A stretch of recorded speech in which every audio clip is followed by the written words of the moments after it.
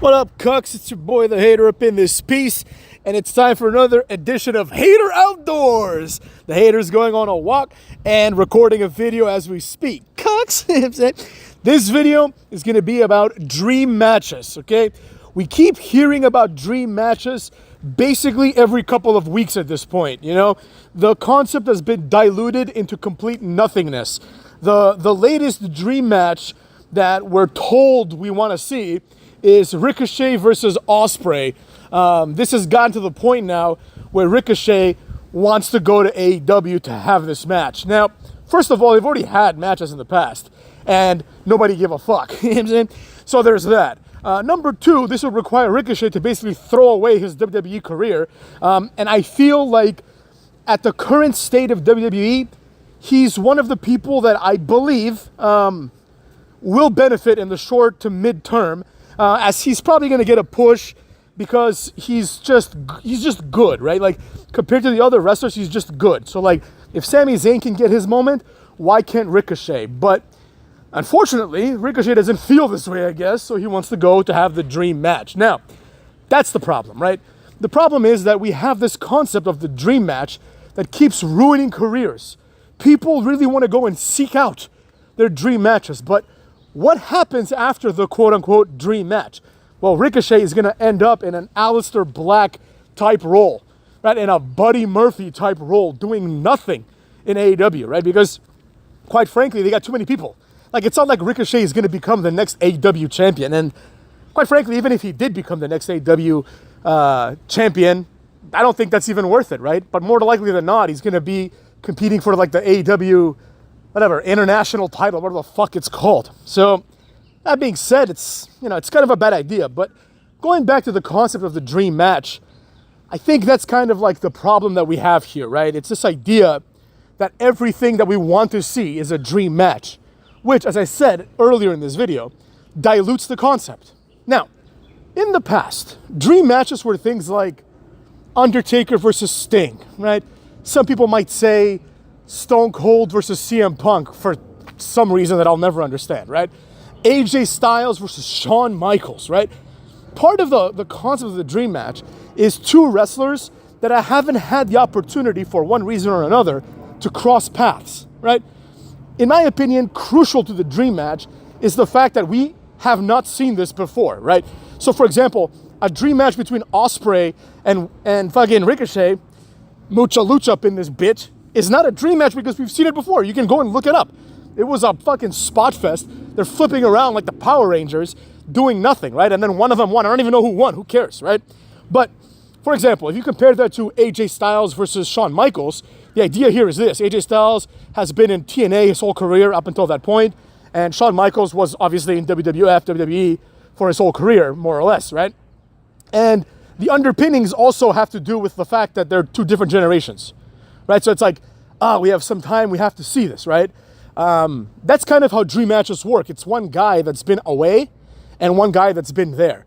Now, the truth is, if, let's say, Will Ospreay were to sign for WWE, like, him versus Ricochet, if it gets on pay-per-view, it would be like the opening match at, like, Fastlane or some bullshit, right? It's never going to be this, like, big-time feud. So, I think instead of calling it a dream match, just call it what it is, a match that people would like to see. It's not the same thing as a dream match. A dream match, also part of the concept of the dream match is this is unlikely to happen, right? It's not unlikely at all that we might see, fucking Ricochet versus Ospreay because one of them might switch companies, right? In my opinion, Ospreay is going to end up in WWE at some point. So it's like, why are we even like doing this? But nevertheless, the point of the dream match also, like the underpinnings of it, require that at minimum, one of the two wrestlers involved in the dream match must be like either a legend or of a legendary like capacity, right? So for example, a great example would be the dream match of Samoa Joe versus Kurt Angle back in the day, right? That's a dream match because Kurt Angle is a legend and Samoa Joe back then was thought of as like one of the best wrestlers in the world. Same thing with the other examples that I gave, Shawn Michaels, AJ Styles, all that stuff, right?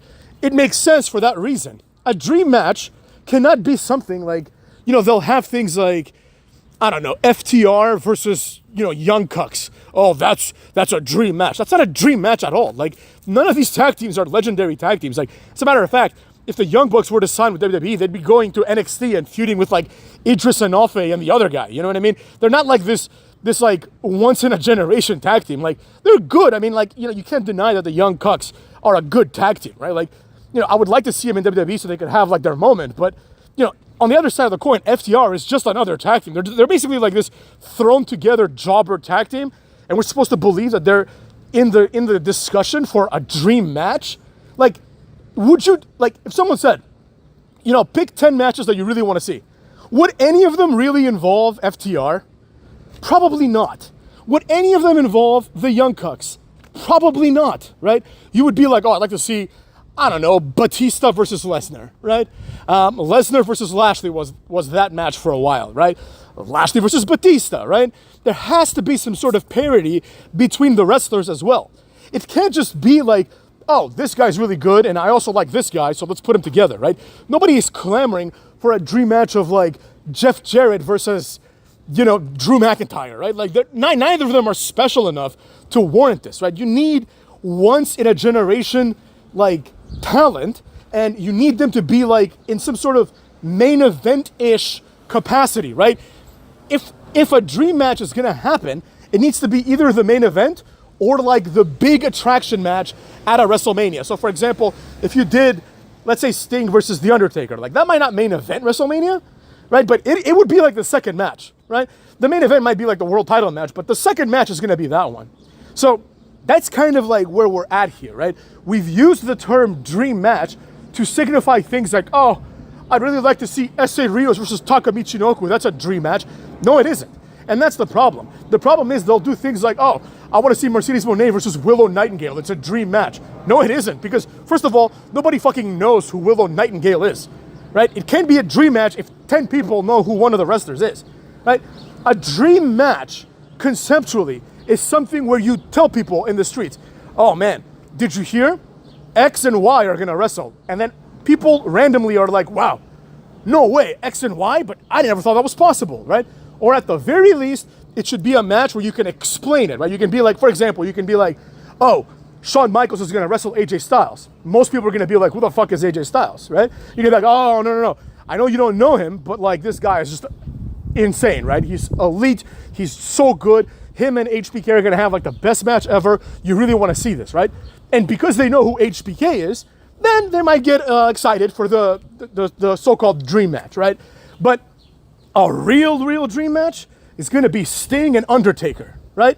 Like that's a real dream match because everybody knows who either of those guys are, right? And it's like, oh shit, like I wanna see which one, Mr. WWE or Mr. WCW, who's gonna come out on top. But within the context of modern wrestling, it's like everything is a dream match. Like they have no shame. They will, like, if they sign like Pete Dunne tomorrow, if AEW signs Pete Dunne tomorrow, they will unironically say, oh my God, Pete Dunne versus Kyle O'Reilly is a dream match. No, that's an interesting, it's an interesting match that might, you know, open up an episode of Dynamite. That's all that is, right? Like it's not a dream match at all. But because we've abused the concept of the dream match ad nauseum, we have situations like, oh, Okada versus Daniel Bryan is a dream match.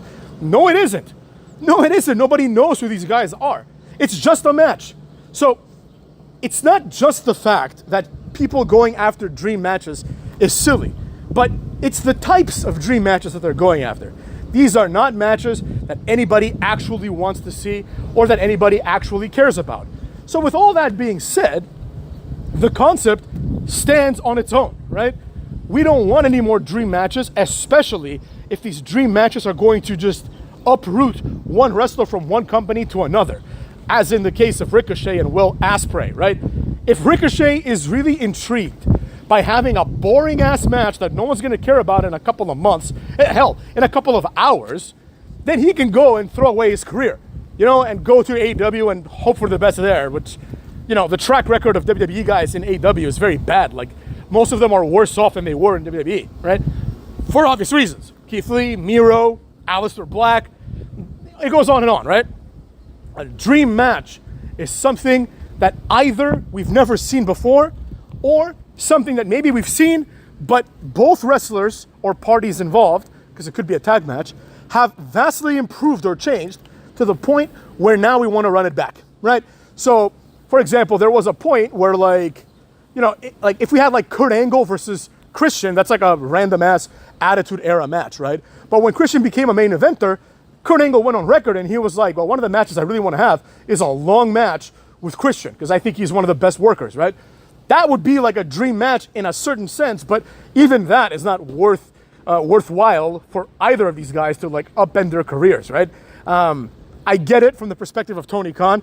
He wants to make the match happen. He wants to make the fans happy. And he wants to get like the small possible boost that certainly won't happen from this match. But as a wrestling fan, I think it's best to let these matches happen organically, right? And, you know, go from there. Like, in my opinion, I'm much more, you know, curious to see like Wardlow versus Powerhouse Hobbs in an AW title match, right? To me, that's much more compelling than seeing Ricochet and Asprey for like the mid-card title. You know what I mean? Something that we've seen before and something that nobody actually cares about. So that being said, this has been your video. I'm still thinking about what the video today will be, the 25 reasons video, but we'll go from there. You know what I mean? Like, we'll figure all that out. And if you have any suggestions, throw it on the comments. Cucks.